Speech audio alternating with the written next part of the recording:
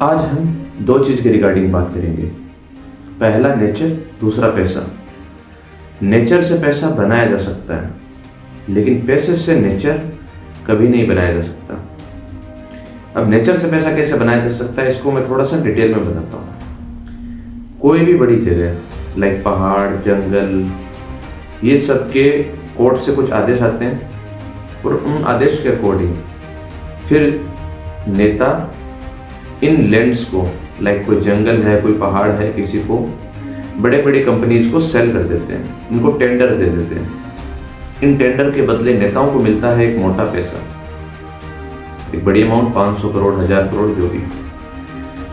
Businessman उस जगह को एज अ टेंडर लीज पे लेने के बाद में वो इसका करता है दोहन शुरू।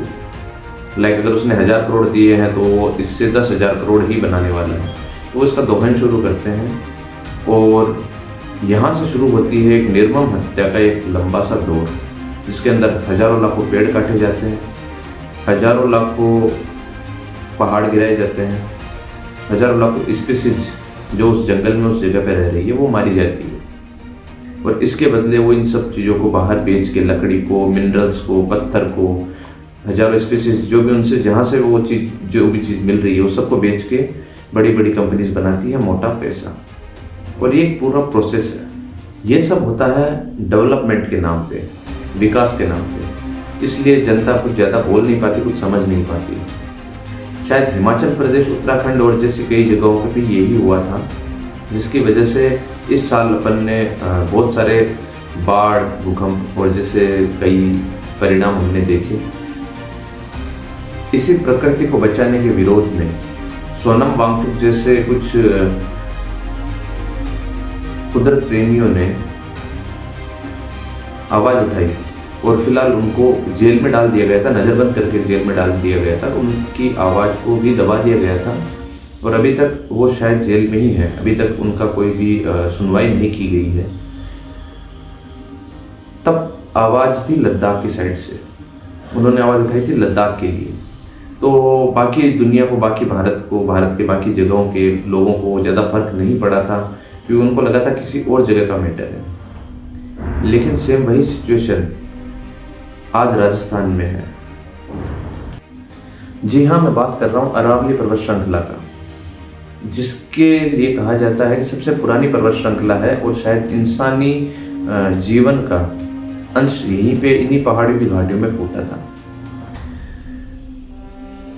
20 नवंबर को एक आदेश के अनुसार 100 मीटर से ऊंची किसी भी पहाड़ को अरावली पर्वत श्रृंखला का हिस्सा नहीं माना जाएगा और उसको एक पहाड़ का दर्जा नहीं माना जाएगा। मतलब आप उसको अपने हिसाब से तोड़ मरोड़ सकते हैं। जबकि अरावली पर्वत श्रृंखला में 90% पर्वत ऐसे ही हैं जो 100 मीटर से ऊपर नहीं हो। मतलब कुल मिलाकर पूरी अरावली पर्वत श्रृंखला को तोड़ने के आदेश एक तरीके से जारी कर दिए गए हैं, जिसकी शुरुआत एक हो चुकी है। अब कोई भी नेता अपने आदेश के अनुसार किसी भी कंपनी को ये टेंडर दे सकता है और टेंडर देने के बाद में शुरू हो जाएगा निर्मम हत्याओं का दौर, जिसके अंदर हजारों पेड़ काटे जाएंगे, हजारों पहाड़ गिराए जाएंगे, डेवलपमेंट के नाम पे हजारों पहाड़ों पर से रास्ते बनाए जाएंगे और हजारों स्पीसीज की मौत के घाट उतार दी जाएगी, जिसका परिणाम हमें ही नहीं, आने वाली जनरेशन को भी चुकाना पड़ेगा।